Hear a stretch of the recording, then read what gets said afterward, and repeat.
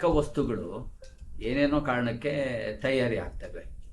ಆದರೆ ಅವು ನಮ್ಮ ವ್ಯಂಗ್ಯಚಿತ್ರಕ್ಕೂ ಬರ್ಬೋದು, ವ್ಯಂಗ್ಯಚಿತ್ರದಲ್ಲಿ ಒಂದು ಪಾತ್ರವನ್ನು ಸೃಷ್ಟಿ ಮಾಡ್ಬೋದು ಅನ್ನುವಂಥದ್ದು ನಿಜಕ್ಕೂ ಆಶ್ಚರ್ಯ. ಇದಕ್ಕೆ ಒಂದು ಉದಾಹರಣೆ ಜೀಪ್.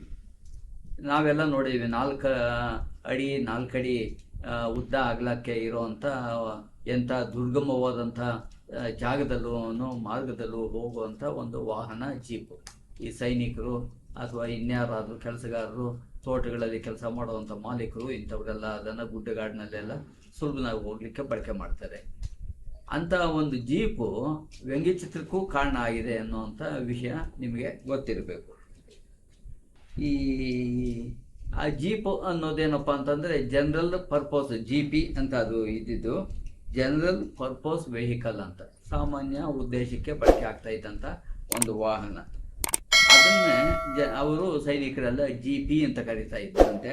ಅದೇ ಮುಂದೆ ಜೀಪ್ ಅಂತ ಆಗಿದೆ. GP ಅನ್ನೋದೇ ಜೀಪ್ ಅಂತ ಆಯಿತು.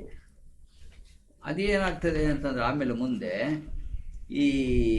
ಇದಕ್ಕೆ ಕಾರಣ, ಇದಕ್ಕೆ ಹಿನ್ನೆಲೆ ಏನು ಅಂತಂದರೆ, ಪಾಪೆಯೇ ಅನ್ನೋದು ಒಂದು ಕಾಮಿಕ್ ಸ್ಕ್ರಿಪ್ಟು, ಒಂದು ವ್ಯಂಗ್ಯಚಿತ್ರ ಸರಣಿ ಚಿತ್ರ.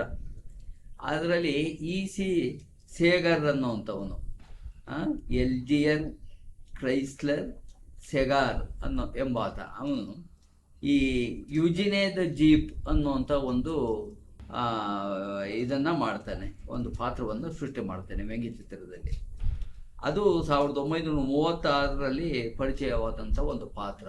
ಅದರ ಬಣ್ಣ ಹಳದಿ ಇರ್ತದೆ, ಆಮೇಲೆ ಒಂದು ನಾಯಿ ಗಾತ್ರದ ಆಕಾರ ಇರ್ತದೆ, ಆಮೇಲೆ ಅದಕ್ಕೆ ಮ್ಯಾಜಿಕಲ್ ಪವರ್ ಇರ್ತದೆ, ಅದ್ಭುತವಾದಂಥ ಅದು ಹಿಂದಕ್ಕೂ ಹೋಗ್ಬೋದು, ಮುಂದಕ್ಕೂ ಬರ್ಬೋದು, ಪಲ್ಟಿ ಹೊಡಿಬೋದು, ಮೇಲ್ಗಡೆ ಹಾರ್ಕಡೆ ಬರ್ಬೋದು. ಈ ರೀತಿ ಎಲ್ಲನೂ ಅದ್ಭುತವಾದಂತಹ ಒಂದು ಸಾಮರ್ಥ್ಯ ಇರುವಂಥ ಒಂದು ಜೀವಿಯ ಚಿತ್ರ ಅದು.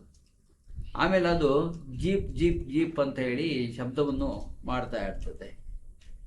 ಆಮೇಲೆ ಏನೇ ಸಮಸ್ಯೆ ಇದ್ರೂ ಅದು ಸುಲಭನಾಗಿ ಪರಿಹಾರ ಮಾಡ್ತದೆ ಅಂತ ಚಾಣಕ್ಯ ಬುದ್ಧಿವಂತಿಕೆ ಅದು.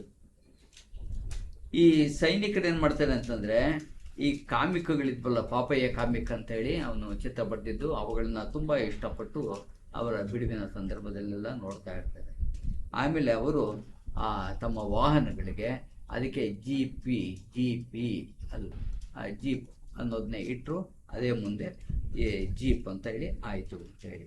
ಹೀಗೆ ಈ ಜೀಪ್ ಅನ್ನೋದು ಒಂದು ಕಡೆ, ಇನ್ನೊಂದು ಕಡೆ ಆ ಪಾಪೆಯೇ ಅನ್ನೋಂಥ ಕಾಮಿಕ್ ಸ್ಕ್ರಿಪ್ಟ್ನಲ್ಲಿ ಅದು ಬಂದಂಥ ಒಂದು ಚಿತ್ರ, ಈ ಎಲ್ಲಕ್ಕೂ ಲಗತ್ತಾಗಿ ಜೀಪ್ ಇವತ್ತು ಬಳಕೆಯಾಗಿ ರೂಢಿಯಾಗಿ ಬಂದಿದೆ.